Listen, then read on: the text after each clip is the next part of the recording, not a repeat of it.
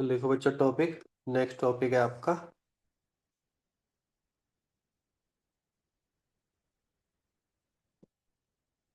Polarisation of light. देखो, आपको याद हो तो हमने इलेक्ट्रोमैग्नेटिक पढ़ा था। इलेक्ट्रोमैग्नेटिक वेव में हमने बच्चों ये समझा था कि एक इलेक्ट्रिक फील्ड होती है एक वेव की, एक मैग्नेटिक फील्ड होती है और एक होती है प्रोपोगेशन ऑफ लाइट, जिसमें हमने देखा था कि तीनों आपस में कैसे होते हैं बच्चों, परपेंडिकुलर होते हैं। मतलब कि अगर लाइट मेरी एक्स डायरेक्शन में जा रही है तो मेरी इलेक्ट्रिक फील्ड हो सकता हो मेरी वाई डायरेक्शन में हो और मैग्नेटिक फील्ड मेरी जेड डायरेक्शन में हो। इस तरीके से हमने पढ़ा था। ठीक है, आपस में रहेंगे हमेशा ही परपेंडिकुलर। ये हमने कॉन्सेप्ट समझा था बच्चों। यहाँ तक कोई डाउट? यहाँ तक हाँ क्लियर है सर। सब? है ना? लेकिन जब मैं बात करता हूं अनपोलराइज्ड की, अनपोलराइज्ड का पहले मतलब समझ लो तभी आपको पोलराइज्ड बोला। पोलराइज्ड का मतलब क्या होता है बच्चों? जो इलेक्ट्रिक फील्ड होता है ना, इलेक्ट्रिक फील्ड, ठीक है, वो हमारी प्रोपोगेट तो इस डायरेक्शन में कर रही है, पर जरूरी नहीं है इस डायरेक्शन में, वो किसी भी डायरेक्शन में कर सकती है बच्चों प्रोपोगेट। इसका मतलब कि अगर मैं इस पॉइंट की बात करूं, इस पॉइंट की बात करूं, तो इस पॉइंट पर जैसे, तो एक तो मैंने बताया इलेक्ट्रिक फील्ड ऐसे है, इलेक्ट्रिक फील्ड आपकी ऐसे भी हो सकती है, not in plane with the b, बस just I am under giving you brief. किस पॉइंट पर भी हो सकती है इलेक्ट्रिक फील्ड? इस पॉइंट पर भी हो सकती है बच्चा आपकी इलेक्ट्रिक। तो इसको बोलते हैं अनपोलराइज्ड। अनपोलराइज्ड का मतलब कि अगर वो एमिट हो रही है और हर डायरेक्शन में उसके इलेक्ट्रिक फील्ड कंपोनेंट है, हर डायरेक्शन में इलेक्ट्रिक फील्ड कंपोनेंट है, तो उसको बोलेंगे अनपोलराइज्ड बोलेंगे।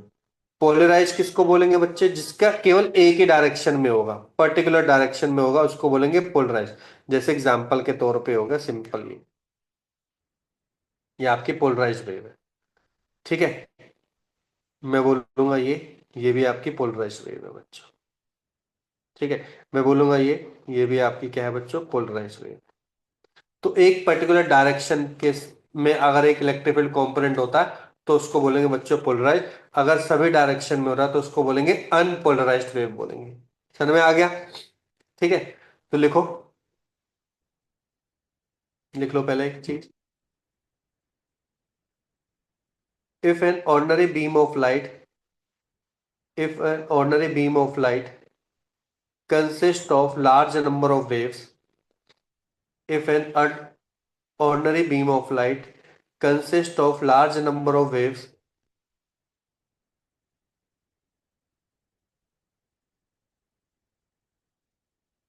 each wave has its own orientation of electric vector. Each wave has its own orientation of electric vector. So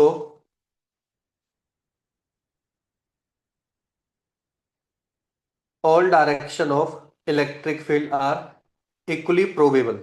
equally probable के चांसेस है कि सभी डायरेक्शन में होंगे, इक्वली प्रोबेबल।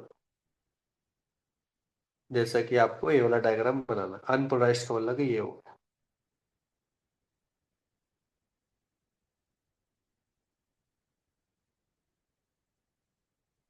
ठीक है बच्चों, लिख लिया?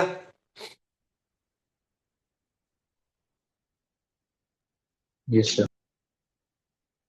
अब लिखो polarised. The phenomena of restricting the vibration of light, the phenomena of restricting the vibration of light, that is electric vector, in a particular direction, in a particular direction perpendicular to the direction of propagation of wave, वो तो हमेशा होगी ही होगी। दोबारा repeat कर रहा हूं, the phenomena of restricting the vibration of light, that is electric vector, in a particular direction perpendicular to the direction of propagation of wave is called polarization of light, is called polarization of light। ये बना सकते हो polarise wave आपकी ये हो गई। तो जैसे एग्जांपल के तौर पे आपकी लाइट इस डायरेक्शन पे जा रही है, मैंने इसको सी मान लिया, तो ये आपकी होगी इलेक्ट्रिक फील्ड इस डायरेक्शन में। आपकी सी इस डायरेक्शन में है, तो आपका इलेक्ट्रिक वेक्टर ही हो गया। आपका सी इस डायरेक्शन में है, तो इलेक्ट्रिक वेक्टर ही हो गया, इस तरीके से। ठीक है, सर में आ गया बच्चों?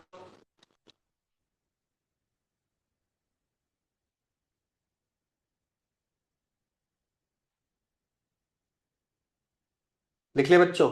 इसका मतलब जो इलेक्ट्रिक फील्ड जो वाइब्रेट करेगा ना, ये ऑक्सीलेट करेगा, इस डायरेक्शन में करेगा, ऐसे ऐसे ऑक्सीलेट करके आगे आगे जाएगा, ऐसे ऐसे ऑक्सीलेट करके।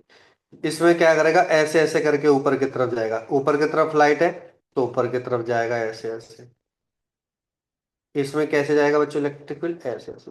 तो एक पर्टिकुलर डायरेक्शन है बस, या बोलूंगा एक ही इलेक्ट्रिक वेक्टर बचा बस, उसको बोल दे बच्चों हमने पोलराइजेशन, या पोलराइज्ड लाइट बोल। समझ में आ गया? पोलराइजेशन का मतलब क्लियर हो गया सभी को?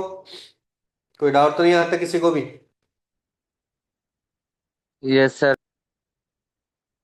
ठीक है, ठीक है। अब क्या ये भी हो सकता है, ध्यान से देखो ये वाला, ये भी तो हो सकता है। इसका मतलब पता है क्या हो गया? इसका मतलब ये हो गया, ये ऐसे इस डायरेक्शन में हमारा इलेक्ट्रिक फील्ड। या फिर मैं बोलूंगा, जो मैं डॉट लिख रहा हूं तो इसका मतलब कि ये जो इलेक्ट्रिक फील्ड है ना, आपकी तरफ आ रहा है या फिर आपसे पीछे जा रहा है, ये भी आपका इलेक्ट्रिक फील्ड है।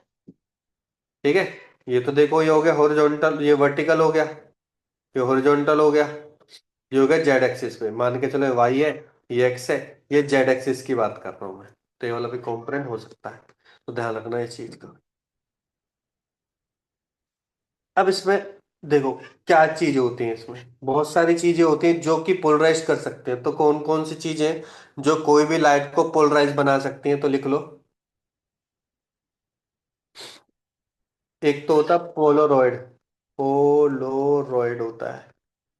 एक होता है पोलराइजर, पोलराइजर होता है। एक होता है निकोल प्रिज्म। ये क्या करते हैं बच्चों, अनपोलराइज्ड लाइट को, अनपोलराइज्ड को पोलराइज में कन्वर्ट कर, अनपोलराइज्ड को पोलराइज में कन्वर्ट करती हैं। लिख लिया यहां तक सभी ने? ठीक है। बनते किसके बनते? ज्यादातर बच्चों ये मेड अप ऑफ पॉलीमर के बनते हैं, मेड अप ऑफ पॉलीमर के बनते हैं। ठीक है, जिसमें लॉन्ग चेन ऑफ मॉलिक्यूल होती है, चेन ऑफ मॉलिक्यूल होती है। अब ये काम कैसे करते हैं हमें इसके बारे में नहीं जानना, बस थोड़ा डिटेल समझ लो। जैसे कोई भी मटेरियल है, मटेरियल में क्या होंगे बच्चों, मॉलिक्यूल्स होंगे, है ना? यहाँ पे बहुत सारे मॉलिक्यूल्स होंगे। मॉलिक्यूल्स क्या करते हैं बच्चों, ये 3D शेप में समझो, 3D शेप में जब आपके इलेक्ट्रिक फील्ड के कंपोनेंट जा रहे होंगे, तो ये मॉलिक्यूल्स क्या करते हैं बच्चों, जो इनकी अलाइन में रहेंगे उनको पास कर देते हैं, जो इनकी अलाइन में नहीं रहेंगे उनको एब्जॉर्ब कर लेते हैं। दोबारा समझो, जो electric field component in atoms की अलाइन में रहते हैं, मॉलिक्यूल्स की अलाइन में रहते हैं, उनको पास ऑन कर देते हैं, जो इनके अलाइन में रहते हैं उनको एब्जॉर्ब कर लेते हैं। तो जो अलाइन होती है ना, इनकी अलाइनमेंट होनी चाहिए, align along a specific direction। तो उसको क्या करते हैं बच्चों, पास कर देते हैं। ठीक है, अदरवाइज दूसरों को क्या कर देते हैं बच्चों, एब्जॉर्ब कर लेते हैं। एब्जॉर्ब कर लेंगे तो सिंगल इलेक्ट्रिक फील्ड कंपोनेंट चला जाएगा बस। सर में आ गया बच्चों, यस और no? Clear this one? Yes sir. ठीक है, नाम मैं बता चुका हूँ, पोलराइड है, निकल प्रिज्म है, टर्मलाइन क्रिस्टल है। टर्मलाइन क्रिस्टल भी होता है, एक अलग से क्रिस्टल होता है, टर्मलाइन क्रिस्टल। ये भी क्या काम करता है बच्चों, यही काम करता है। अब ये काम कैसे करता है, एग्जाम्पल के तौर पर समझते हैं, छोटा सा एग्जाम्पल लेते हैं, बाद में इसको अच्छे से डिटेलिंग में पढ़ेंगे। तो मैं इसको ऐसे बना रहा हूं, मान के चलो कि इलेक्ट्रिक फील्ड कंपोनेंट इस तरीके से है, इस डायरेक्शन में भी है, इस डायरेक्शन में भी है, इस डायरेक्शन में भी है, इस डायरेक्शन, हर जगह इलेक्ट्रिक फील्ड कंपोनेंट है। मैंने एक पोलराइज्ड मटेरियल लिया। अब ये पोलराइज्ड मटेरियल क्या करता है बच्चों, इस तरीके से एक लाइन है जो कि वर्टिकल है। ये क्या काम करता है, जब ये अनपोलराइज्ड लाइट इस मटेरियल से जाके टकराएगी तो ये क्या करेगा बच्चों, ओनली जो इसकी लाइन में होंगे, अलाइन में होंगे, केवल उसको ही पास ऑन कर देगा बच्चों। केवल इसको ही पास ऑन कर देगा, इसको ही पास ऑन कर देगा बच्चों। ये काम क्या करता है, पोलराइजर काम करता है। पोलराइजर उसी डायरेक्शन के कंपोनेंट को पास कर देगा। एग्जैक्टली उसी डायरेक्शन वो तो करता, थोड़े से इन डायरेक्शन को भी करेगा, पर वो मैं थोड़ा आगे जाके बताऊंगा। ये काम करता है एक्चुअल में पोलराइजर। तो जो उसकी प्लेन में होंगे उनको क्या कर देगा, पास ऑन कर देगा, बाकी सबको क्या कर देगा बच्चों, एब्जॉर्ब कर देगा। सबसे ज्यादा पोलराइजेशन का बच्चों अगर प्रैक्टिकली पर्पज से देखा जाए तो टीवी में बहुत ज्यादा यूज होता है। टीवी पे किस पॉइंट पर कौन सा कलर डालना है, किस पॉइंट पर कितनी लाइट डालनी है, सारा का सारा पोलराइजेशन लेयर के ऊपर डिपेंड करता है। ठीक है। आप देखोगे जब टीवी को जब हम रिवर्स इंजीनियरिंग करेंगे, रिवर्स इंजीनियरिंग का मतलब कि उसकी हम पीछे वाली जो पूरा बैकग्राउंड होता है, बैकएंड होता है, उसको हम लेयर बाय लेयर उसको हम निकालेंगे तो आप देखोगे वहां पे दो से तीन, एक भी हो सकते हैं, दो भी हो सकते हैं, तीन भी हो सकते हैं, पोलराइजर होते हैं जो कि लाइट को क्या करते हैं बच्चों, पोलराइज करते हैं, उसके इलेक्ट्रोमैग्नेटिक फील्ड को पोलराइज करते हैं। ठीक है। तो उसको और अच्छे से समझने के लिए जो कि इंपॉर्टेंट टॉपिक है वो है आपका ब्रिविस्टर एंगल, जिसको हम बोलते हैं ब्रिविस्टर लॉ।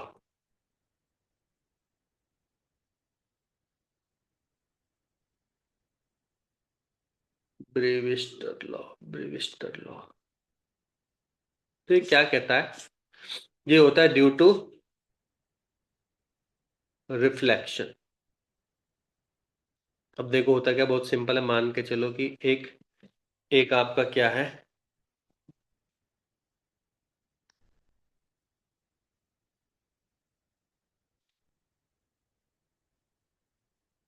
ये इंटरफेस है बच्चों एयर का और मीडियम का। ठीक है। एयर आपका डेंसर हो गया, ये आपका कोई भी अदर मीडियम, एयर आपका सॉरी रेयर हो गया, मीडियम क्या हो गया, डेंसर हो गया। तो लाइट आएगी, आपको पता लाइट आएगी। आपको पता है जब लाइट एयर टू मतलब रेयर टू डेंसर जाती है तो क्या करते हैं, लाइट टूवर्ड्स नॉर्मल हो जाती है। कुछ पोर्शन इसका रिफ्लेक्शन भी होता है, कुछ पोर्शन इसका रिफ्लेक्शन भी होता है, कुछ पोर्शन इसका रिफ्लेक्शन भी होता है। तो ये हो गई आपकी इंसिडेंट लाइट, ये होगी रिफ्रैक्टेड लाइट, और ये होगी रिफ्लेक्टेड लाइट। ठीक है। तो लिख सकते हैं इसको, ये होगी इंसिडेंट, ये होगी रिफ्लेक्टेड, और ये होगी बच्चों रिफ्रैक्टेड। तो लाइट अगर उसमें कुछ पोर्शन रिफ्लेक्टेड है, कुछ पोर्शन रिफ्रैक्टेड है, और मान के चलो कि, ध्यान सुन लो, अगर मान के चलो कि उसके अंदर उसके अंदर बहुत सारे क्या है बच्चों, आपके अनपोलराइज्ड लाइट है, उसको मैंने इंसिडेंट करवाया, तो होगा क्या, होगा क्या, ध्यान सुन लो। होगा क्या, तो जो रिफ्लेक्टेड लाइट होगी वो कंप्लीटली क्या हो जाएगी बच्चों, पोलराइज हो जाएगी। कंप्लीटली पोलराइज का मतलब कि वहां पे कोई भी पोलराइजेशन नहीं होगा, वो लोग सारे के सारे कंपोनेंट हट गए, सारे के सारे कंपोनेंट क्या हो गए बच्चों, हट गए।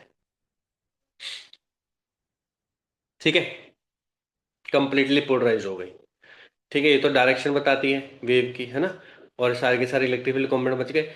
ये क्या होगा, इसमें क्या होंगे बच्चों, इसमें हमारे कंपोनेंट तो रहेंगे, लेकिन उन कंपोनेंट की स्ट्रेंथ क्या हो जाएगी बच्चों, थोड़ी रिड्यूस हो जाएगी। मतलब कि अगर मान के चलो कि जैसे मैंने बनाई ये, इसकी कंपोनेंट की जो एम्पलीट्यूड है वो थोड़ा थोड़ा क्या हो गया बच्चों, रिड्यूस हो गया,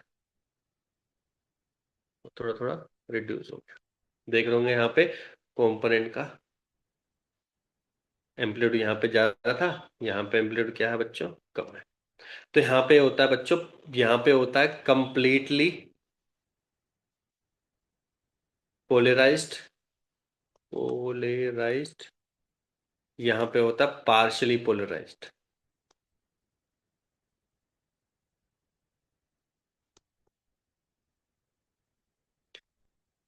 एक और बात ध्यान से सुन लो, आपको पता है एंगल ऑफ इंसिडेंट होता है, ये एंगल ऑफ रिफ्रैक्शन होता है। If I apply, if we apply Snell's law, तो आपको पता है क्या होता है। इसका मान के चलो म्यू 1 है थोड़ी देर के लिए, इसका मान के चलो म्यू 2 है। एयर ले लिया था तो 1 भी ले सकते हो, पर मैं म्यू 1 ले रहा हूँ।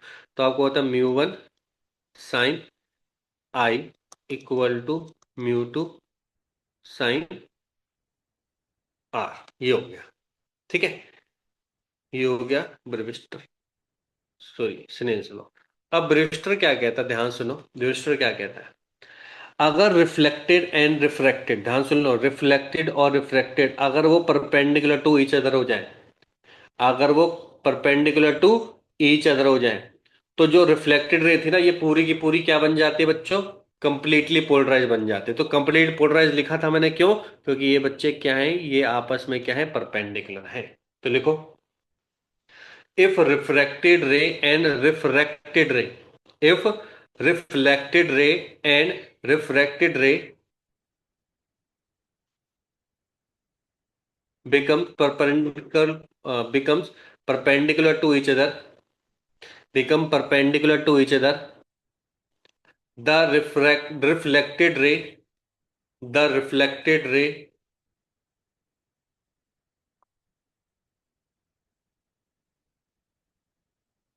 reflected ray is completely polarized, completely polarized। अब ये कैसे पॉसिबल है, ध्यान ध्यान से देखो। ये पॉसिबल है बच्चों एंगल ऑफ इंसिडेंस के ऊपर। आपको पता है जितना एंगल में देखो ये ज्यादा रखूंगा, जितना एंगल ऑफ आर भी वैल्यू भी तो बढ़ती रहती है ना, चेंज होती रहेगी। क्यों सर, म्यू 1 म्यू 2 फिक्स है, आर की वैल्यू से आर की वैल्यू चेंज होगा, लेकिन ये तो सेम ही रहेगा ना। ये तो आई और आई तो ये तो सेम ही रहेगा। अब मुझे क्या करना है, यहाँ पे ये एंगल मुझे इक्वल बनाना है, सॉरी ये एंगल मुझे 90 बनाना है। 90 का मतलब ये डिपेंड किससे पे कर रहा है बच्चों, एंगल ऑफ इंसिडेंट के ऊपर। तो मतलब कि एंगल ऑफ इंसिडेंस एक पर्टिकुलर एंगल होगा जिस पॉइंट पर रिफ्लेक्टेड और रिफ्रैक्टेड रे क्या बन जाएंगे बच्चों, परपेंडिकुलर बन जाएंगे। वो कौन सा एंगल होगा, इंसिडेंट एंगल। उसी एंगल ऑफ इंसिडेंस को हम क्या बोलेंगे बच्चों, ब्रेविस्टर एंगल बोलेंगे। उसी एंगल ऑफ इंसिडेंस को क्या बोलेंगे, ब्रेविस्टर एंगल बोलेंगे। समझ में आ गया? तो ब्रेविस्टर एंगल वो एंगल है, ध्यान से समझो। ब्रेविस्टर एंगल वो एंगल ऑफ इंसिडेंस है जिस पर रिफ्लेक्टेड रे और रिफ्रैक्टेड रे परपेंडिकुलर बन जाए, बस। सर में आ गया? सर में आया कि नहीं आया बच्चों, यस और नो? Yes sir. ठीक है, तो लिखो नेक्स्ट लाइन से, it happens at a specific angle of incidence, it happens at a specific angle of incidence known as Brewster angle, known as Brewster angle, आईवी। तब लिखो, Brewster angle is the angle, Brewster angle is the incidence angle, Brewster angle is the incidence angle at which reflected and refracted ray are perpendicular to each other. Reflected and refracted ray are perpendicular to each other, and and reflected ray are completely polarized. Reflected rays are completely polarized, completely polarized हो गए। तो by using Snell's law लिखोगे, by using Snell's law, तो देखो क्या हो जाएगा, mu 1 तो है ही है, साइन आई भी बन जाएगा बच्चे, प्लस म्यू 2 साइन आर बन जाएगा। अब मुझे आर की वैल्यू निकालनी है।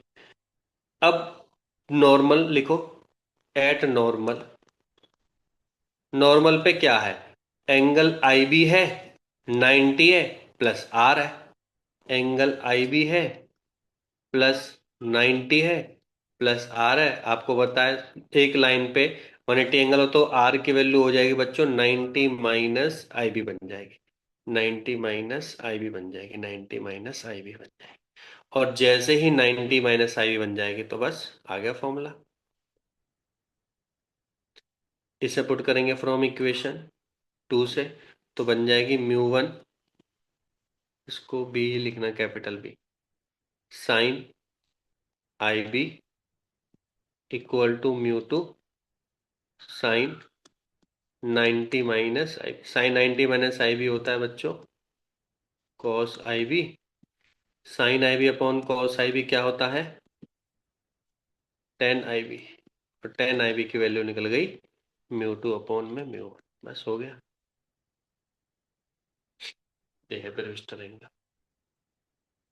तो आई बी की वैल्यू भी आप निकाल सकते हो, जो कि होगी tan inverse mu two upon mu one. और अगर म्यू टू आपका एयर है, लेट सपोज म्यू वन है ना, सॉरी, म्यू वन आपका एयर है, तो आई बी की वैल्यू हो जाएगी बच्चों टेन इनवर्स म्यू टू के बराबर आ जाएगी बस। पर मैं चाहूंगा कि आप ये फॉर्मूला ही लर्न करें, जनरल फॉर्मूला लर्न करें। जो गिवन होगा क्वेश्चन में उस हिसाब से आप निकाल सकते हैं। हाँ जी बच्चों, सर में आ गया। Clear everyone? Yes sir. Yes. Simple है। तो देखो इस पे क्वेश्चन क्या रखा है, देखो किसने बोल रखा है कि find the angle of incidence, find the angle of incidence at which reflected ray are completely polarized, reflected ray are completely polarized if light is transmitted from air to water, light is transmitted from air to water। ठीक है। अब air to water की बात की गई है, ठीक है। तो आप चाहो तो डायग्राम के बना के भी कर सकते हो, अदरवाइज आपको फॉर्मूला तो पता चल गया है कि ये एयर है, ये वाटर है। वाटर में आपको पता है म्यू की वैल्यू होती है 4/3, इसकी म्यू की वैल्यू होती है 1। बस ब्रेविस्टर एंगल कंप्लीट पोलराइज और ब्रेविस्टर एंगल निकालना है 10 IB। 10 IB हो गया आपका mu two upon mu one. Mu one की वैल्यू 1, ये है 4/3। IB की वैल्यू होगी 10 इनवर्स 4/3। आपको पता है 4/3 कौन से एंगल पर होता है? 53 एंगल पर होता है। बस निकल गया, खत्म। इस पे डायरेक्ट क्वेश्चन आते हैं बच्चों, डायरेक्ट, बिल्कुल डायरेक्ट। ठीक है। अब इससे ही जुड़ता हुआ ये हो गया एक क्वेश्चन, देखो इसमें अगर मैं हल्की सी कॉम्प्लेक्सिटी डाल दूं तो देखो कैसे बनेगा, लिखो। Find the angle of incidence, find the find the Brewster angle, लिखो सीधा, find the Brewster angle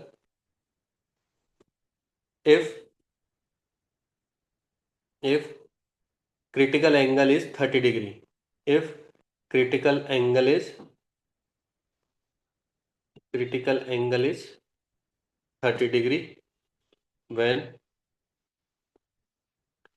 at air water interface। दोबारा लिख लो क्वेश्चन, अगर मिस हो गया तो कोई पॉइंट लिख लो। Find the Brewster angle if critical angle is 30 degree at air water interface। देखो एयर वाटर तो है, सॉरी एयर वाटर नहीं है, एयर मीडियम इंटरफेस। सॉरी इसको एयर मीडियम लिख दो, क्योंकि वाटर में तो म्यू पता चल गया ना हमें, म्यू नहीं पता हमें। ये एयर है बच्चों, ये मीडियम है। अब एयर मीडियम मुझे पता है, तो मीडियम का तो मुझे म्यू पता ही नहीं है, इसका म्यू मुझे नहीं पता, मान के चलो ये म्यू हो गया। और ये आपका हो गया म्यू वन, ये म्यू टू हो गया। म्यू वन तो मुझे पता है 1 है, म्यू टू हमें नहीं पता है। लेकिन एक चीज दे दे बच्चों, क्रिटिकल एंगल। आपको पता है क्रिटिकल एंगल वो एंगल होता है जिसपे लाइट मेरी रिफ्रैक्टेड बन जाती है। लाइट रिफ्रैक्टेड बन जाते हैं तो आपको याद हो तो हमने स्नेल्स लॉ पढ़ा था, साइन थीटा सी होता है 1 अपॉन में म्यू, वो होता है मीडियम का, मीडियम का होता है। तो 1 अपॉन में म्यू गिवन है। साइन की वैल्यू कितने है बच्चों? साइन 30 की वैल्यू, साइन 30 की वैल्यू कितनी होती है? 1/2। तो म्यू की वैल्यू कितनी होगी बच्चे? 2 हो गई। अब हम निकाल सकते हैं ब्रेविस्टर एंगल क्या होता है बच्चों, 10 IB, that is mu two upon mu one. Mu two की वैल्यू आपने 2 निकाली, इसकी वैल्यू 1 निकाली, तो IB की वैल्यू हो गई 10 वर्स 2। समझ में आया कि नहीं आया? क्रिटिकल एंगल से बस हमने मीडियम का रिफ्रैक्टिव इंडेक्स निकाला, और वही हमने किससे पुट कर दिया बच्चों, ब्रिस्टल एंगल में पुट कर दिया। Clear everyone?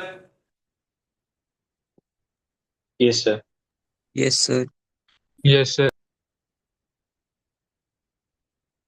एक और क्वेश्चन लिखो।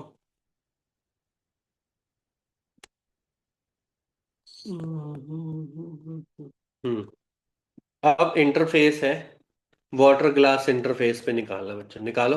वाटर ग्लास इंटरफेस पे मेरे को ब्रिस्टल एंगल निकालना है। वाटर का पता है आपको कितना होता है, 4/3। ग्लास का कितना होता है, 3/2। ये रेयर बन गया, ये डेंसर बन गया। तो निकालो कितना बनेगा ब्रिस्टल एंगल, निकालो जल्दी। ब्रिस्टल एंगल कितना बनेगा?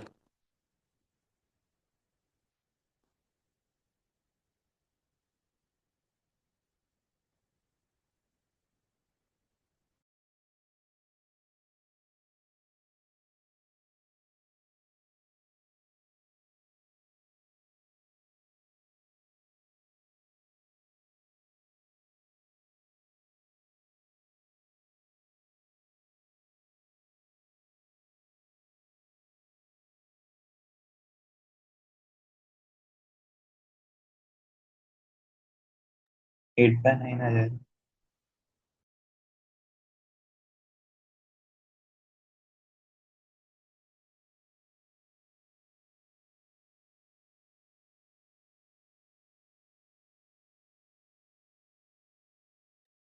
tan इनवर्स 8/9 आ जाएगा।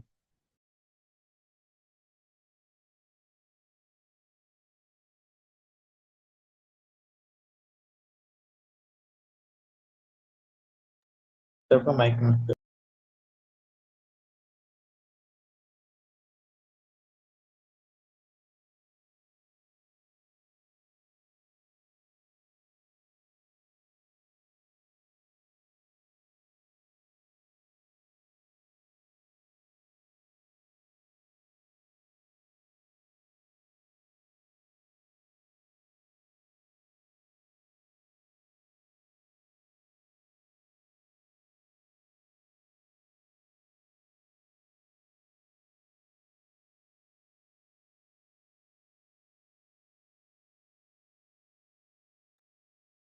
हाँ जी बच्चों, क्लियर हो गए सभी को? 9/8, 9/8 आंसर होगा। Yes sir. Yes sir. Yes sir.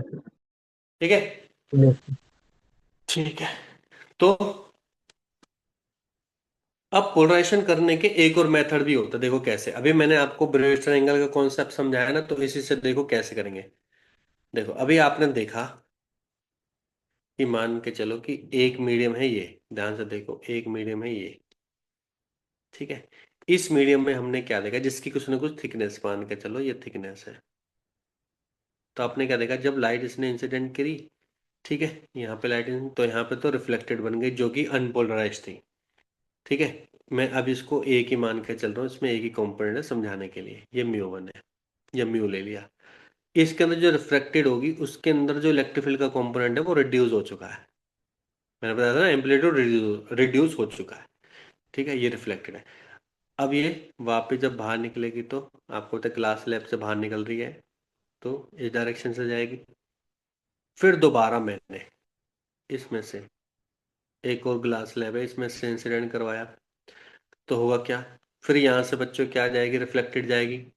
और यहाँ से जब वो रिफ्रैक्टेड होके जाएगी, तो पहले वाले से और कम क्या हो जाएगी बच्चे, इसका इलेक्ट्रिक फील्ड कॉम्पोनेंट बचेगा। तो ऐसे करते करते करते करते बच्चों, ऐसे करते करते क्या हो जाएगा, there will be a time जहां पे क्या बन जाएगा बच्चों, ये भी पोलराइज बन सकती है ना बच्चों। ये भी, बल्कि जो रिफ्रैक्टेड रे है, refracted ray can also be completely polarized. तो जितने भी लगाओ, जैसे एक लगा, दो लगा, तीन लगा दिए, ऐसे हम मल्टीपल वे में लगा सकते हैं, ताकि वो भी कंप्लीटली पोलराइज हो सके। ठीक है, ये मेथड होते हैं।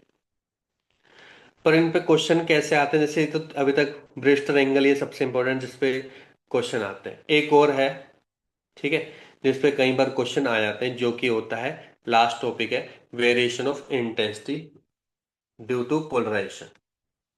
वेरिएशन ऑफ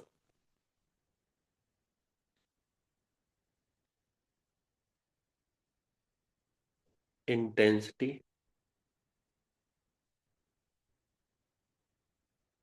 ड्यू टू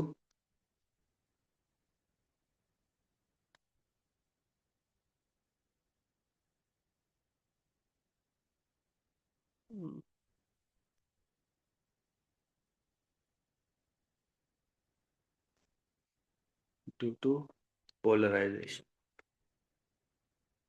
तो देखो, ध्यान से समझना है।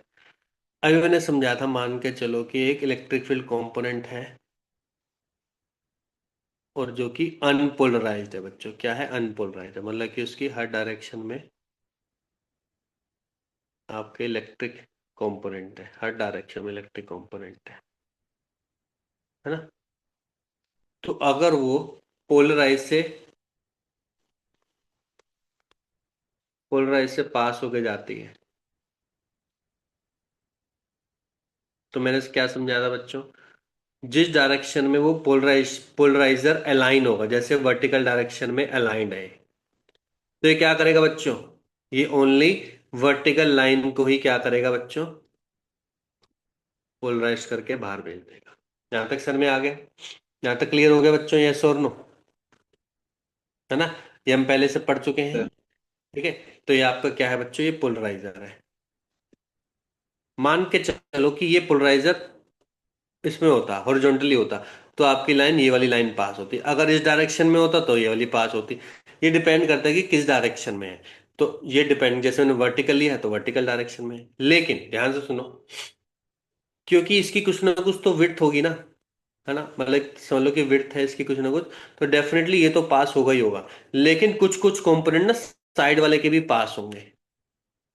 ये तो देखो, ये वाला जो कंपोनेंट है, अगर मैं इसको इस डायरेक्शन में बनाता हूँ, ध्यान से देखो, अगर मैं इसको इस डायरेक्शन में बना रहा हूँ तो यहाँ से आपको अच्छे से क्लियर हो जाना चाहिए। ध्यान से देखो, तो मान के चलो कि ये इंसिडेंट अनपोलराइज्ड लाइट है। इसको समझ लोगे तो हर चीज समझ में आ जाएगी। ध्यान से सुनना है, समझना है। आपको ना केवल वर्टिकल वाला ही लेना है, तो वर्टिकल वाला तो पास होगा ही होगा, लेकिन ये तो बिल्कुल भी नहीं होगा। तो सर ये होगा, इसके कुछ कंपोनेंट होगा, जैसे कि आपको पता है अगर ये एंगल थीटा है तो इसका कॉस थीटा वाला कंपोनेंट पास होगा, सिमिलरली इसका भी कॉस थीटा वाला पास होगा। साइन थीटा वाला इसका कंपोनेंट रिजेक्ट हो जाएगा, इसका भी इलेक्ट्रिक फील्ड का साइन थीटा वाला बच्चों रिजेक्ट हो जाएगा। समझ में आया कि नहीं आया? इसका मतलब कि हर एक इलेक्ट्रिक फील्ड का कंपोनेंट के कॉस थीटा वाला ही पास होगा, क्योंकि यहाँ पे कॉस थीटा आपका क्या है? जीरो है इस वाले के लिए, इस वाले के लिए जीरो है, तो इस वजह से ये तो पूरा का पूरा पास हो जाएगा। इसमें कुछ ना कुछ एंगल है तो इसका कुछ पोर्शन पास होगा। इसका क्या होगा बच्चों? कुछ पोर्शन पास होगा। इसका मतलब कि आपने पढ़ रखा है इंटेंसिटी जो होती है वो directly proportional to electric field amplitude के स्क्वायर के बराबर होती है। यहाँ पे जो इंटेंसिटी होगी ना, यहाँ पे जो इंटेंसिटी होगी, that will be directly proportional to, ध्यान सुनना, डायरेक्टली प्रोपोर्शनल टू किसके बराबर होगी? ई नोट कॉस थीटा के स्क्वायर के बराबर होगी। सर कॉस थीटा क्यों लिया है? क्योंकि मैंने बताया था कि कॉस थीटा वाला कंपोनेंट पास हो जाएगा वर्टिकल के, जो और जो हॉरिजॉन्टल कंपोनेंट जो कि साइन थीटा है वो क्या हो जाएगा बच्चों? कैंसिल आउट हो जाएगा। सर में आ गया कि नहीं आ गया? यस और नो? क्या ये बात सबको क्लियर हो गई? Yes sir. यस है सर। ना? है ना? Yes, sir. तो यहीं से भी एक छोटा सा फॉर्मूला डिजाइन होगा। देखो, जैसे मान के चलो आई नोट को मैंने ले लिया के टाइम्स, वैसे तो फॉर्मूला आपको याद होना चाहिए, फिर भी मैंने के टाइम्स ले लिया, के कांस्टेंट है तो यहाँ पे भी क्या हो जाएगा? के तो कांस्टेंट रहेगा ही रहेगा, जो कि आ गया E naught square cos square theta. अगर मुझे इसकी एवरेज वैल्यू लेनी है, एक तरीके की एवरेज वैल्यू लेनी है, तो आपको पता है के की तो कोई एवरेज वैल्यू होगी नहीं, ई नॉट की भी फिक्स है, कॉस स्क्वायर थीटा की वैल्यू होगी। कॉस थीटा की वैल्यू लाइन करती है -1 से 1, कॉस स्क्वायर थीटा की वैल्यू करती है 0 से 1, तो एवरेज वैल्यू क्या होगी? 0 + 1 डिवाइड बाय 2। तो एवरेज वैल्यू निकलेगी बच्चों के E naught square divide by 2, जो कि जो इनिशियल थी ना आपकी आई नॉट, उसके हाफ हो गई। मतलब कि ध्यान से सुन लो, अगर इसका मतलब मैंने बोला था ना कम हो जाती है इंटेंसिटी, मैंने आपको बताया इंटेंसिटी क्या होता है, देखो यहाँ पे बताया मैंने इंटेंसिटी कम हो जाती है, तो इसका मतलब कि अगर वो पोलराइजर से पास होके जा रही है तो उसकी इंटेंसिटी यहाँ पे हाफ हो जाती है बच्चों। ये ध्यान रखना, इंटेंसिटी हाफ। तो क्वेश्चन ये आ सकता है भाई साहब कि अगर यहाँ पे इतनी intensity, तो यहाँ पे कितनी इंटेंसिटी होगी, इस तरीके। और इंटेंसिटी का निकालने का पता ही है आपको किस तरीके से हम निकाल रखा है। तो ये इससे बोल सकता है आपको वो क्वेश्चन जो हमने पढ़ा था उसमें इलेक्ट्रोमैग्नेटिक में, उसमें बस एक्स्ट्रा पोर्शन ये डाल सकता है कि एक पोलराइजेशन से भी पास होके जा रही है, और उस पोलराइजेशन से पास होने के बाद बताओ उसकी इंटेंसिटी कितनी हो जाएगी। आप आई नोट तो निकालोगे ही निकालोगे, जो कि फॉर्मूला आपको पता ही है, साथ में उसका हाफ और कर दोगे तो आंसर आ जाएगा। दोनों ऑप्शन होंगे, आई नोट भी होगा, आई नोट बाई टू भी होगा, तो इस तरीके से आपको आंसर निकालना है। चल में आ गया, क्लियर हो गया बच्चों सभी को? Yes, sir. Yes sir. Yes, sir. If unpolarized light is passed through polarizer, if unpolarized light is passed through polarizer,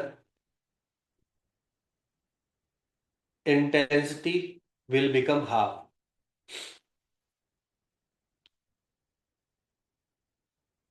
after the polarizer. After the polarizer, that is, polarizer absorbs half of the intensity. खुद half absorb कर देगा, आधा half बाहर भेज देगा बच्चों में। इसी लॉ को हम क्या बोलते हैं बच्चों? इसी लॉ को बोलते हैं मारुल, मारुल नहीं मालू, मालूज लॉ। किसी को क्या बोलते हैं बच्चों? मालूज लॉ बोलते हैं।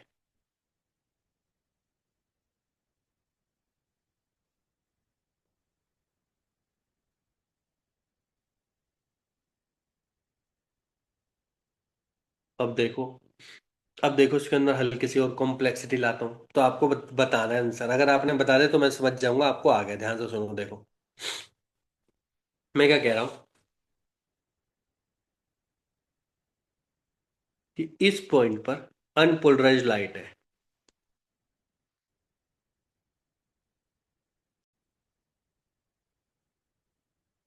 ठीक है बच्चों, जिसकी इंटेंसिटी क्या है बच्चों? आई नॉट है। ये इलेक्ट्रिक फील्ड कॉम्पोनेंट हो गया ई नॉट, ठीक है। मैंने क्या किया, पोलराइजर से पास किया, ठीक है, जो कि एग्जैक्टली वर्टिकल है, ठीक है, परपेंडिकुलर टू द सरफेस है। इसकी वजह से आपका पोलराइजर कौन सा बचेगा बच्चों? इतना बचेगा, मान के चलो, जिसकी इंटेंसिटी ई बन चुकी है, केवल ई बनी है। या फिर आप बोलोगे इसकी इंटेंसिटी हो चुकी है, आपको पता है क्या हो चुकी है, मैंने बताया था ई नॉट कॉस थीटा। तो आप बोलोगे यहां पे इस पॉइंट पर इंटेंसिटी कितनी हो चुकी है आपकी? इस पॉइंट पर से इंटेंसिटी हो चुकी है आई नॉट डिवाइड बाय टू। यहां तक क्लियर है सभी को? यस और नो, है ना बच्चों? अब ध्यान से देखो, मैंने क्या किया, एक और पोलराइजर लगाया,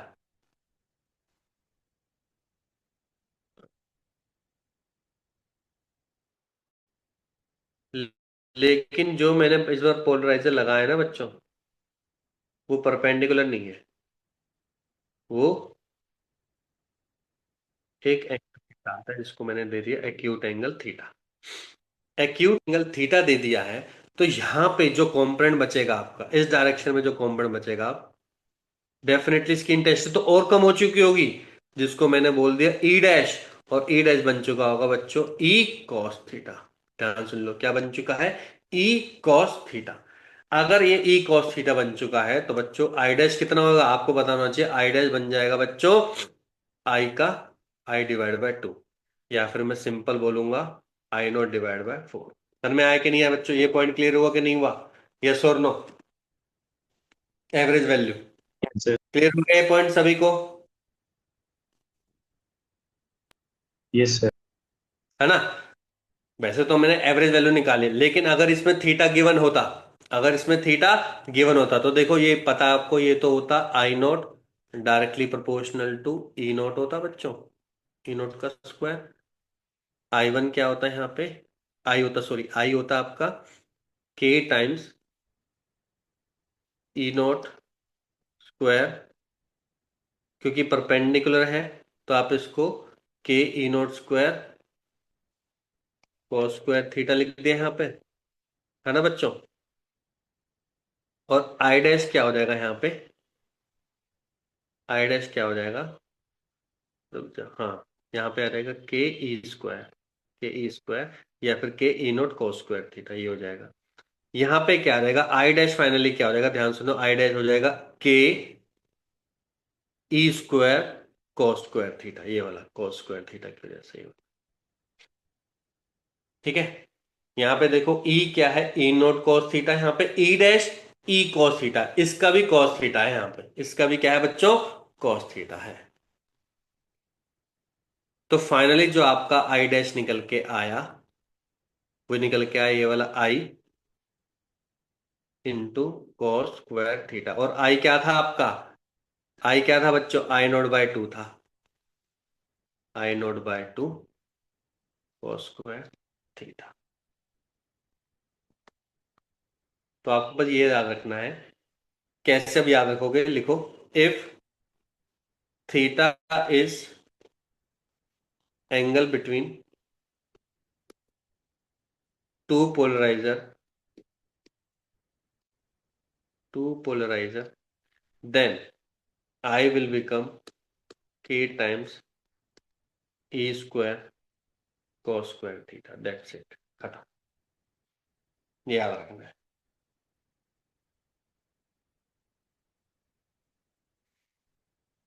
लिख लिया, लिख लिया बच्चों सभी ने। Yes, sir. Yes. तो मैं आपसे अगर एक क्वेश्चन पूछूं, दोबारा एक डायग्राम बनाओ, ये वाला ही सेम डायग्राम बनाओ, ये बनाओ, ये बनाओ, और यहाँ पे मैंने एंगल दे दिया बच्चों, थीटा दे दिया 45। तो मुझे इस फाइनल इंटेंसिटी निकालनी है, फाइनल इंटेंसिटी। तो देखो आपको पता है कि इस पॉइंट पर अगर आई नॉट है, तो इस पॉइंट पर कितना होगा, आई नॉट बाय 2 ही होगा। ठीक है, एवरेज वैल्यू के साथ इस पॉइंट पर क्या हो जाएगा बच्चों, अभी मैंने लिखवाया था, देखो क्या लिखवाया था, ये लिखवाया था I naught by 2 cos square theta, I naught by 2 cos square 45। Cos square 45 क्या होता है बच्चों, 1/√2, 1/√2 हो जाएगा आई नॉट डिवाइड बाय 4। तो फाइनल इंटेंसिटी बन जाएगी बच्चों आई नॉट डिवाइड बाय 4 बन जाएगी, खत्म क्वेश्चन। ये क्वेश्चन है। अगर यहाँ पे 30 होता तो कॉस 30 क्या होता है, cos 30 होता है √3/2, √3/2 बन जाता है 3/4, तो ये बन जाता बच्चों 3i0/8 बन जाता। फिर में आ गया कि नहीं आ गया, 3i0/8 बन जाएगा। तो इस टाइप के क्वेश्चन आते हैं इसमें। क्लियर हो गए सभी को।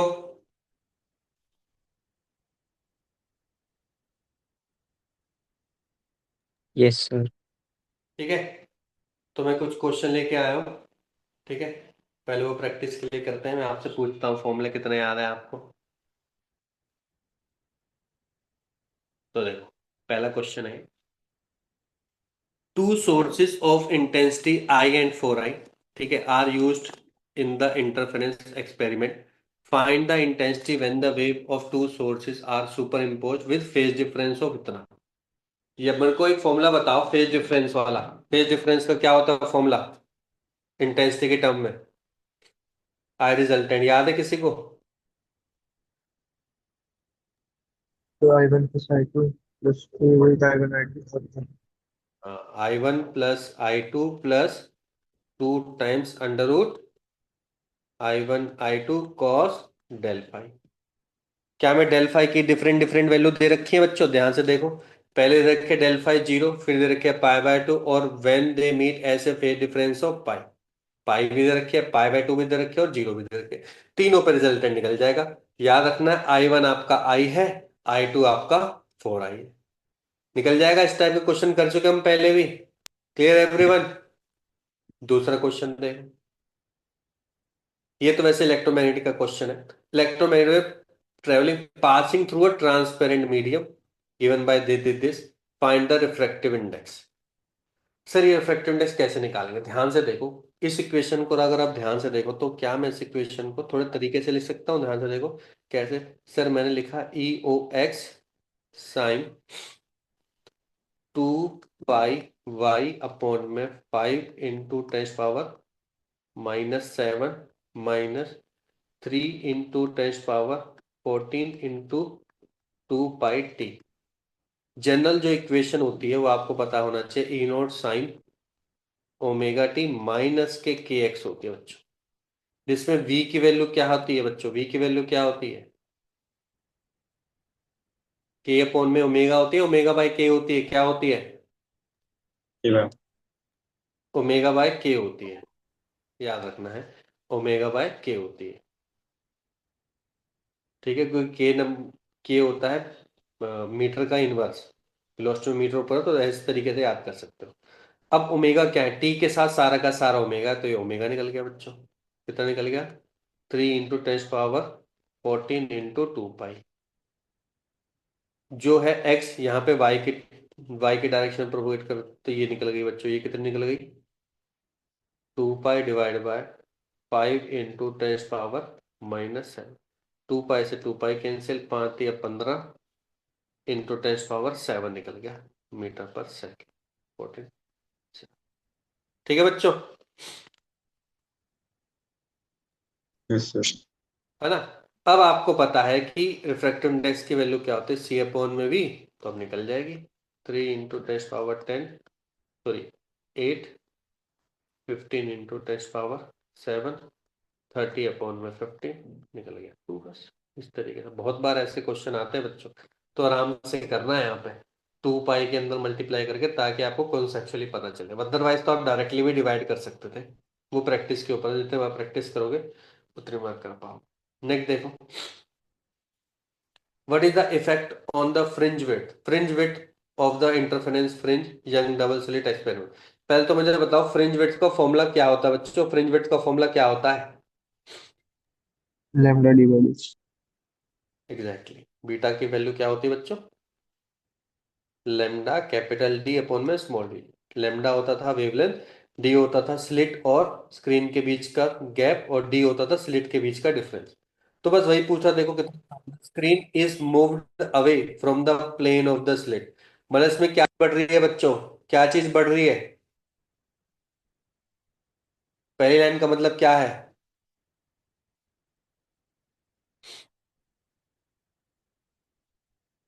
Screen is moved away from the plane of slit, मतलब कि वैल्यू डी बढ़ रही है। डी के बढ़ने से बीटा की वैल्यू क्या हो जाएगी सर? बढ़ जाएगी, खत्म। वो कह रहा है मोनोक्रोमेटिक को अगर मैं रिप्लेस कर दूं अनर मोनोक्रोमेटिक जिसकी शॉर्टर वेवलेंथ हो, शॉर्टर वेवलेंथ मतलब कि बीटा कम होगा, बीटा कम होने से बीटा क्या हो जाएगा? ये भी कम हो जाएगा। सेपरेशन बिटवीन टू स्लिट बढ़ जाए, मतलब कि स्मॉल डी बढ़ जाए, स्मॉल डी बढ़ने से बीटा क्या हो जाएगा बच्चों? रिड्यूस हो जाएगा। और width of the two slit are, width separation था, width of the two slits are slightly increase, मतलब विड्थ थी, ये जो विड्थ है ना ये वाली बढ़ जाए, बढ़ जाएगी तो क्या होगा? देखो ज्यादा से ज्यादा लाइट पास होंगी, ज्यादा से ज्यादा लाइट पास होने से डेफिनेटली बीटा क्या हो जाएगा बच्चों? बढ़ जाएगा। समझ में आ गया? क्लियर हो गया ये वाला क्वेश्चन सभी को? फॉर्मूला बेस्ड था yes. Question. yes sir, next देखो ये क्या कह रहा है, two slits separated by a distance of 1 mm। Two slit separated by distance, इसका मतलब कि स्मॉल डी की वैल्यू गिवन है आपकी 1 mm, are illuminated with the red light of wavelength, wavelength दे रखी है lambda 6.5 10⁻⁻7 metre. The interference fringes are observe on a screen 1 metre place from the slit, मतलब कि कैपिटल डी दे रखे बच्चों 1 मीटर। Find the distance between third dark fringes, मतलब कि थर्ड मिनिमा पूछ रहा है यहाँ पे बच्चों, एंड फिफ्थ ब्राइट फ्रिंजेस, मतलब कि फिफ्थ मैक्सिमा। अब याद करो कि हमने y की वैल्यू निकाली थी मैक्सिमा के लिए भी मिनिमा के लिए भी, ठीक है? सर फॉर्मूला याद नहीं आ रहा कैसे करें, तो बिल्कुल बेसिक से लेके चलो। सेंटर मैक्सिमम सेम साइड ही निकालना, अलग अलग साइड से नहीं निकालना। तो याद करो हमने डेल एक्स से निकाला था, डेल एक्स क्या था बच्चों? डी साइन थीटा था। डी की वैल्यू थी यहाँ पे वाई अपॉन में D square plus Y square. हमने बोलता थीटा बहुत छोटा, तो हमने इसको D Y divide by D ले लिया था, और इसको हमने पुट कर दिया। तो बच्चों मैक्सिमा के लिए एन लेमडा याद होगा, तो एन लेमडा निकाले तो वाई की वैल्यू निकली थी एन लेमडा डी अपॉन में डी। तो मुझे फिफ्थ मैक्सिमा निकालना है, तो वाई 5 हो जाएगा बच्चों, 5 लेमडा डी अपॉन में डी। ये हो गया फिफ्थ मैक्सिमा। सर मिनिमा कैसे निकालेंगे? इसी डेल एक्स को इसी डेल एक्स को बच्चे n-½ लेमडा से पुट कर दो, तो y 3 कितना निकल जाएगा, 3 की वैल्यू पुट करोगे तो 2.5 लैम्डा डी अपॉन में टी। तो मेरे ख्याल से अब तो कर सकते हो, मेरे ख्याल से डिवाइड करने पर 2.5 लैम्डा डी अपॉन डी ही आएगा, क्योंकि ये 5 है, 2.5 निकल गया बस आंसर। यस और नो? कर पा रहे हो ना क्वेश्चन, पढ़ पा रहे हो, सुन पा रहे हो? यस और नो? जो हमने डायरेक्टली समझे थे क्वेश्चन की रीडिंग से कर सकते हो। तो देखो जरूरी नहीं है फॉर्मूला याद हो, अगर बेसिक कॉन्सेप्ट याद है तो देखो कितनी जल्दी हमने फॉर्मूला बना लिया। क्लियर हो गया सभी को? आगे बढ़े। Yes Yes, sir. sir. अगला देखो, इन a young double slit experiment the fringe width is found to be इतना है। if the whole apparatus immersed in water of reluctance इतना, तो बताओ what is the new fringe width. याद करो fringe width का फॉर्मूला, फ्रिंज विड्थ का sir formula था बीटा लैम्डा डी अपॉन में डी। सर ये डी और ये डी तो कभी चेंज नहीं हो सकते, लैम्डा चेंज हो सकता, तो मैंने बताया था lambda inversely proportional to mu होता है। तो लैम्डा जो न्यू लैम्डा होगा वो ओल्ड लैम्डा के डिवाइड बाय म्यू होगा, क्योंकि म्यू के बढ़ने से लैम्डा कम हो जाएगा। तो ये बन गया न्यू लैम्डा। तो बीटा जो न्यू होगा वो होगा old D by D into में 1 बाय म्यू। तो जो भी था 0.44 डिवाइड बाय 3, तो मेरे ख्याल से 0.3 निकलेगा। देखो ये प्रीवियस ईयर का क्वेश्चन, कितना आसान क्वेश्चन निकला बच्चों बस। ऐसे आते हैं क्वेश्चन, फॉर्मूले याद है तो कितनी जल्दी निकल जाएंगे क्वेश्चन। आगे बढ़े। Yes sir. देखो Yes, sir. अगला क्या है, एंगुलर फ्रिंज। याद है एंगुलर फ्रिंज क्या था सर? एंगल, एंगल था सर, एंगल साइन थीटा मतलब थीटा, थीटा कह रहा है। तो angular fringe width in the Young double slit with the blue green light wave दे देगा सेपरेशन बिटवीन। अब देखो आपको पता है एंगुलर फ्रिंज तो बच्चों हमेशा एक एंगल थीटा थोड़ी ना होगा, सॉरी, सेंटर पॉइंट से एक बनेगा फर्स्ट इधर और एक बनेगा फर्स्ट इधर।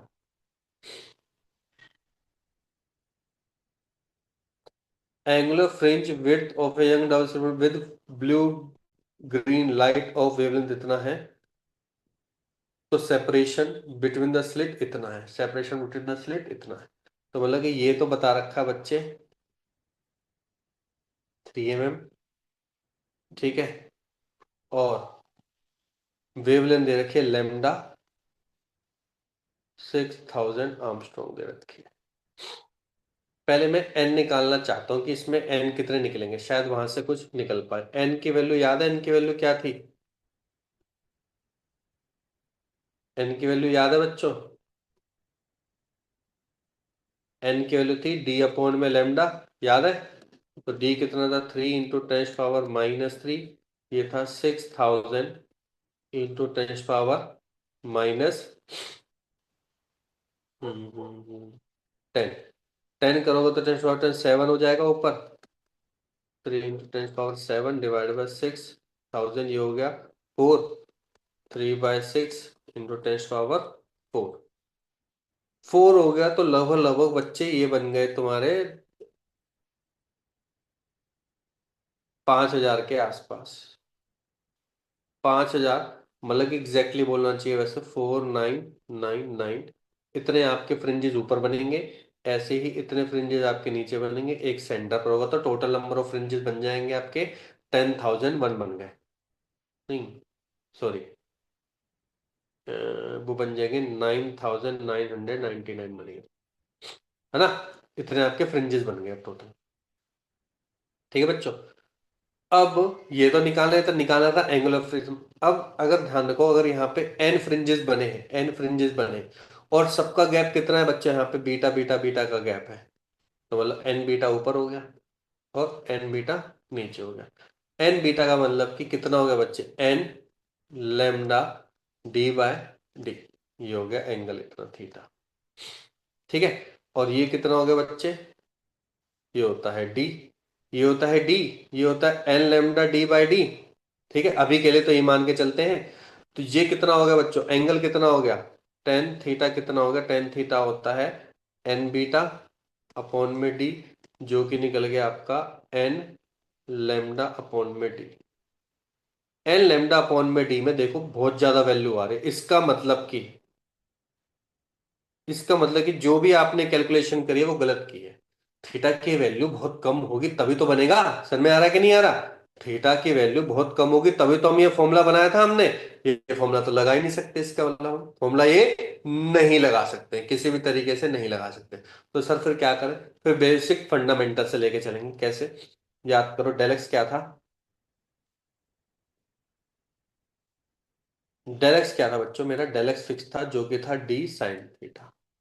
ठीक है, ये था डेल एक्स। डेल एक्स क्या बताता है बच्चों? पाथ डिफरेंस बताता है, दोनों स्लिट के बीच का पाथ डिफरेंस बताता है। ठीक है, तो डेल एक्स साइन थीटा किसके बराबर होगा बच्चों? एन लेमडा के बराबर होगा, ये बताया था हमने। तो साइन थीटा किसके बराबर हो गया बच्चों? एन लेमडा अपॉन में डी के बराबर हो गया। इतना हो गया। ठीक है, अब क्या हमें लेमडा की वैल्यू गिवन है? लेमडा की वैल्यू गिवन है? गिवन है। डी की वैल्यू गिवन है? गिवन है। तो क्या हम यहाँ से एन की वैल्यू वन लेके, क्योंकि हमें नहीं पता, एन की वैल्यू वन लेके थीटा की वैल्यू निकाल सकते हैं? Theta will become sine inverse of lambda. कितना है? लेमडा है आपका 6000 इंटू 10⁻−10 डिवाइड बाय डी है आपका 3 mm। ये बन जाएगा आपको। सर में आ गया बच्चों, यस और no?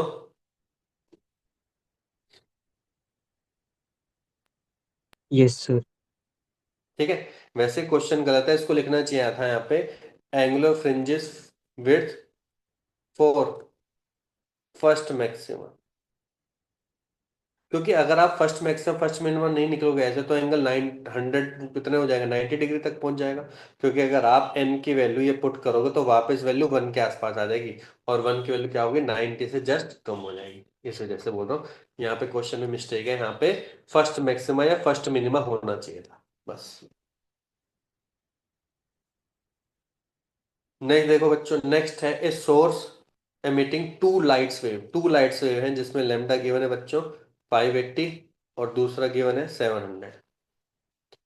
In use in young double slit interference experiment the separation between the slit, मतलब कि डी की वैल्यू गिवन है 0.2 mm, लेमडा गिवन है 580 नैनोमीटर, लेमडा टू गिवन है 700 nanometer. Observe on a screen placed slit से कितनी दूरी पर है कैपिटल डी? 150 सेंटीमीटर दूरी पर। फाइंड द लीनियर सेपरेशन, ध्यान सुन लो, find the linear separation between the first maximum corresponding to two wavelength.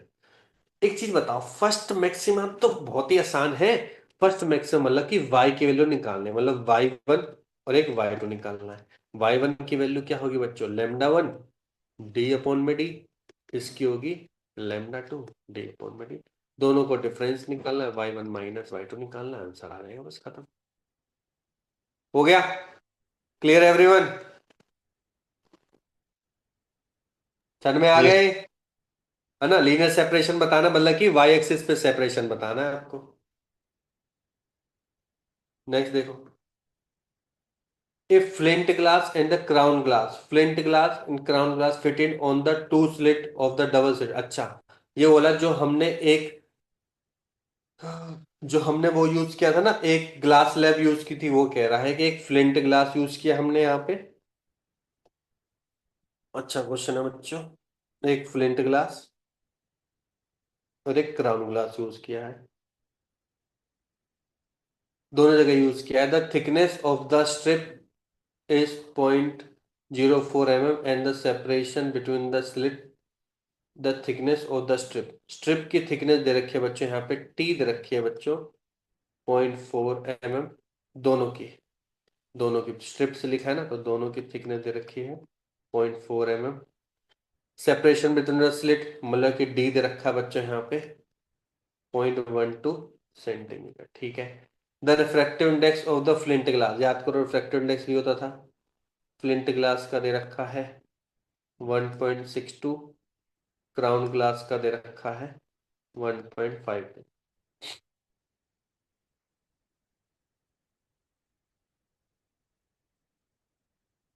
Respectively for the light of wavelength, जो लाइट आ रही है पीछे से वो है 480 नैनोमीटर की।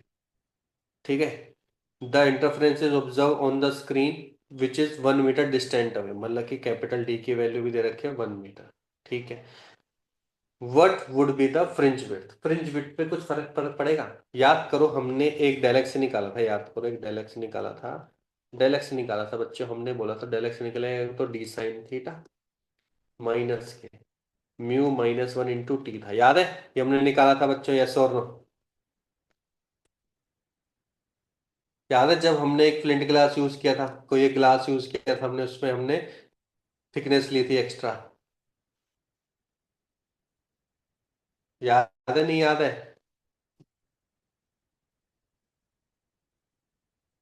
हाँ भाई, पहला। याद आ गया? कॉपी खोल के देखना एक बार, ये करवा रखा हाँ, वो एक से निकल रही है। है ना? जिसमें हमने क्या लिया था बच्चों, थिकनेस ली थी, और थिकनेस में हमने क्या डाला था, इसके फॉर्मूले में हमने T-1 डाला था। ठीक है।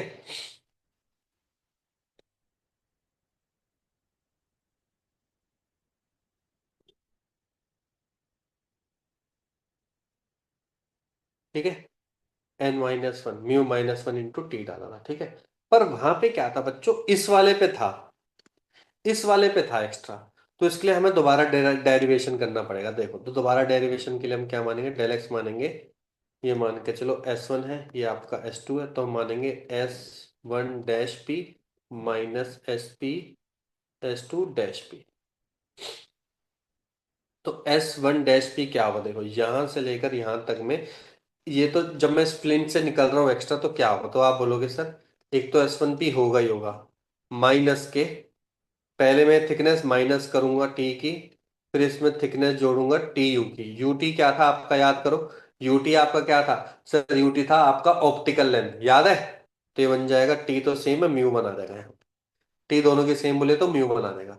ये बन गया आपका S-1P का। ऐसे S2P का क्या हो जाएगा, S2P माइनस के टी दोनों के सेम है, प्लस के म्यू 2T। म्यू 2T भी क्या हो जाएगा बच्चों आपका ऑप्टिकल लेंथ बन गया। क्लियर हो गया यहां तक सभी को?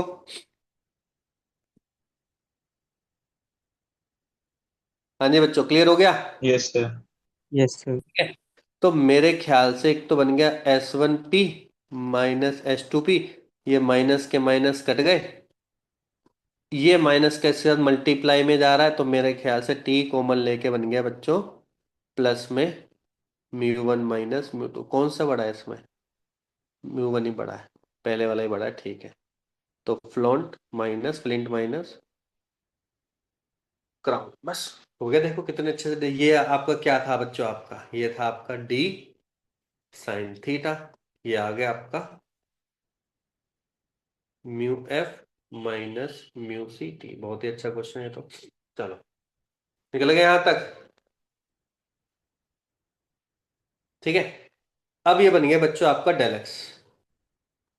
अब इसने क्या बोला है, what will the fringe width, fringe width कैसे निकालते हैं, फ्रिंज विड्थ सर ऐसे निकालते हैं कि सर अगर हम इसको डी वाई अपॉन में कैपिटल डी ले लें, इसको sir μF minus μC into T equal to N lambda ले लें, तो एन की वैल्यू 1 पे, एन की वैल्यू 1 पे, फिर एन की वैल्यू 2 पे, दोनों पे जो भी आपका वाई की वैल्यू आएगी दोनों को माइनस करना है। तो पहले वाई की वैल्यू निकालते हैं बच्चों। वाई की वैल्यू निकल जाएगी आपकी एन लेमडा डी अपॉन में डी माइनस के डी अपॉन में डी म्यू एफ माइनस के म्यू सी इंटू टी, ये निकल गया। ठीक है। मेरे ख्याल से आप अगर आप ध्यान से देखो तो ये पोर्शन तो दोनों में कांस्टेंट ही रहेगा, एन की वैल्यू वेरी करती रहेगी, तो मेरे ख्याल से फ्रिंज विड्थ में तो कोई चेंजेस नहीं आएगा। फ्रिंज विड्थ तो मेरे ख्याल से हमने भी वहीं पे पढ़ा था कि बीटा की वैल्यू में कोई चेंजेस नहीं आता, वो तो लेमडा डी अपॉन में डी तो रहेगा ही रहेगा, इसमें कोई चेंजेस नहीं है। यस और नो?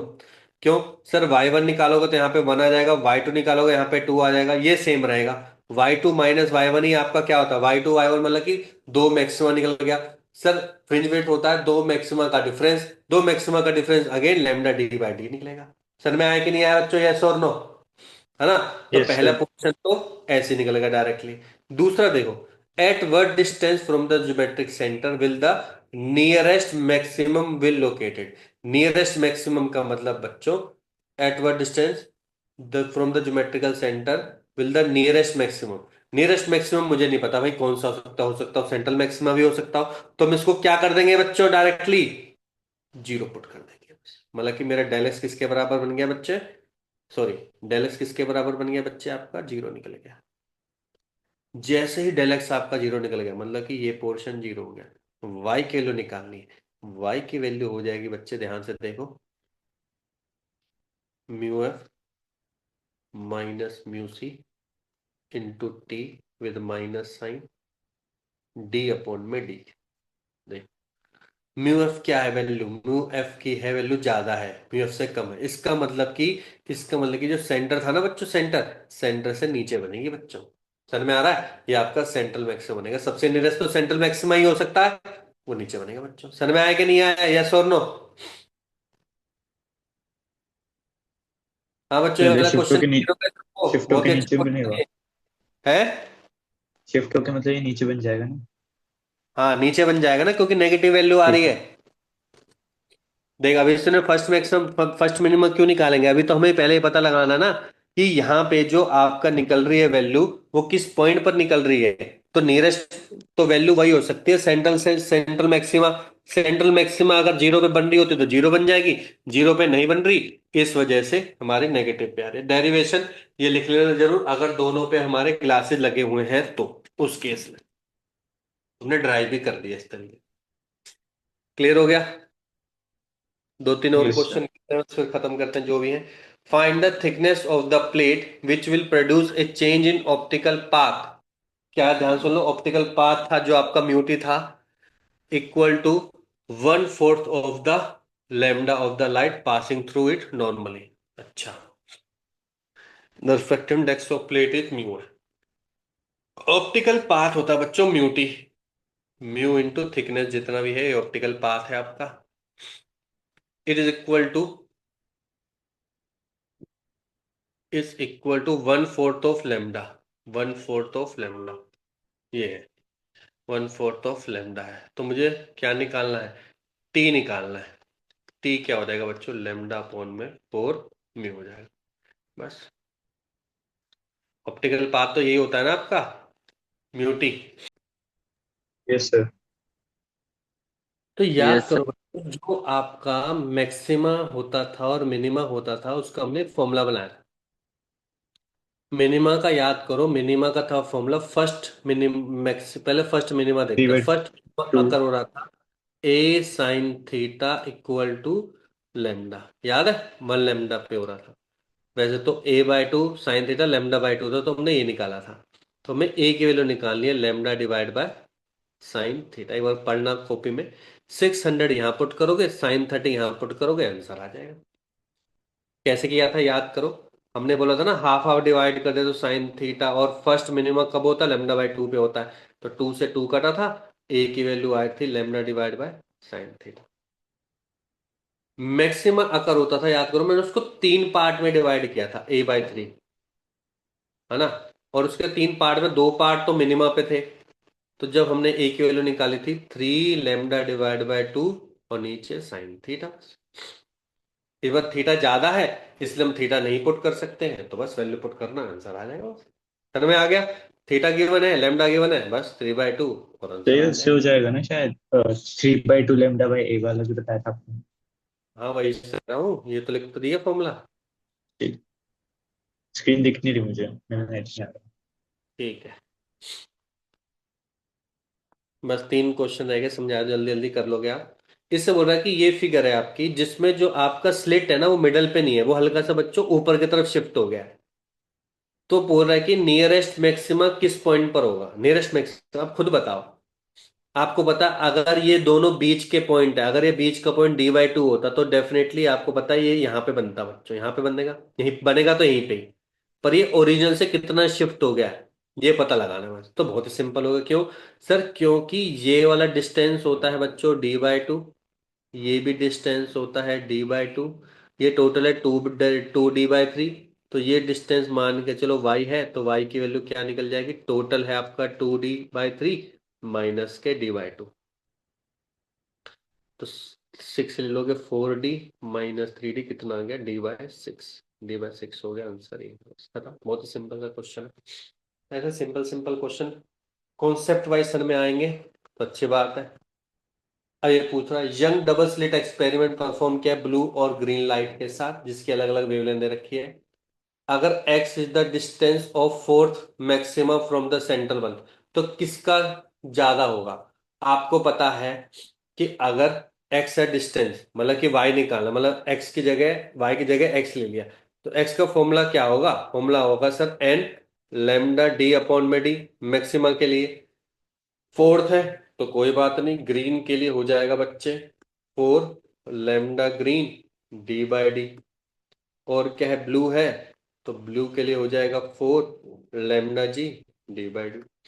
अगर आप ध्यान से देखो तो किसकी वेवलेंथ ज्यादा है, सर मेरे को तो ग्रीन लाइट की वेवलेंथ ज्यादा लग रही है। ग्रीन लाइट की अगर वेवलेंथ ज्यादा है तो ग्रीन अपॉन में, या फिर ग्रीन क्या होगा, बड़ा हो जाएगा बच्चों किससे, ब्लू से।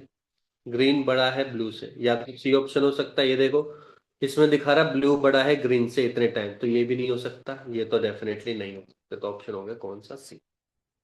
Basically formula based question. Last question क्या कह रहा है, Young double slit experiment thin film of thickness. अच्छा, ये बहुत अच्छा क्वेश्चन है बच्चों, ये करना है आपको प्रैक्टिस के लिए, ध्यान से सुनो, ये होमवर्क के लिए है। पर मैं समझा देता हूँ कैसे करना है। ध्यान से देखो, बोल रखा है कि T1 और T2 अलग अलग यहाँ पे थिकनेस है उनके, ठीक है। फिर it is observe that first minima and second maxima are produced at point O in first and second experiment. अच्छा, मान लो कि यहाँ पे इसके लिए यहाँ पे फर्स्ट मिनिमा आकर हुआ, फर्स्ट मिनिमा, और इसके लिए यहाँ पे फर्स्ट मैक्सिमा आकर हुआ है, ओ पॉइंट, बिल्कुल ओरिजिनल पॉइंट पर। तो मुझे बताओ T1 और T2 का क्या रिलेशन होगा। पहले तो देखो इस एक्सपेरिमेंट के लिए याद करो, अभी हमने डेल एक्स निकाला था। डेल एक्स कितना निकाला था बच्चों, D sine theta plus, plus निकाला था ना हमने। ये -.3 क्या निकाला था बताइए एक बार, फॉर्मूला में भूल मिट गया हो। क्या था, माइनस था प्लस था यहाँ पे, प्लस ही था, प्लस आगे क्या था, -1 था। दोनों का म्यू सेम है, थिकनेस अलग अलग है इस बार। तो मान के चल μ1 T1 माइनस μ2 T2 था, ऐसे था क्या। हाँ जी हाँ सर। यही है ना, क्योंकि म्यू दोनों में सेम है, तो म्यू तो सेम ही आ गया। यहाँ पे आ गया T1 माइनस T2। उसमें T1 प्लस T2 बाहर आ जाएगा, नहीं -1 के साथ। ठीक है, ये आ गया बिल्कुल करेक्ट है ना, ये आ गया डेल एक्स वन। अब इसमें मतलब फर्स्ट मिनिमा आकर हो रहा है इस पॉइंट पर, फर्स्ट मिनिमा आकर हो रहा है, मतलब आपको पता है फर्स्ट मिनिमा कौन से पॉइंट पर होता है, λ/2 पर होता है, ठीक है। ओरिजिनल पॉइंट पर हो रहा है फर्स्ट मिनिमा, ठीक है। ठीक है बच्चों, इसका डेल एक्स क्या होगा, बिल्कुल सही बताया, इसका डेल एक्स होगा D sine T theta sin theta. Minus के, मेरे ख्याल से यहाँ पे T-1 था ना, तो यहाँ पे आएगा T1 plus T2 -1 into, sorry नहीं सर, क्या अंदर था, न्यू नहीं होता था, न्यू होता था। तो D sine theta mu -1 into T1 plus T2 है ना। Yes sir. T1, यहाँ पे क्या कर हो रहा है बच्चों, दोनों की सेम पोजीशन पर, यहाँ पे सेकंड मैक्सिमा कर हो रहा है। तो बताओ T1 और T2 का रेशो बताना, बस इस तरीके से सोल्व करना है। इक्वेशन मैंने आपको बता दी, क्वेश्चन इस तरीके से क्या करना है आपको, सॉल्व करना है। क्लियर हो गए सभी को, ठीक है। तो अभी यहीं तक क्वेश्चन लेके आया हूँ, कुछ और भी करेंगे क्वेश्चन, पर अभी के लिए यहीं तक करो आप।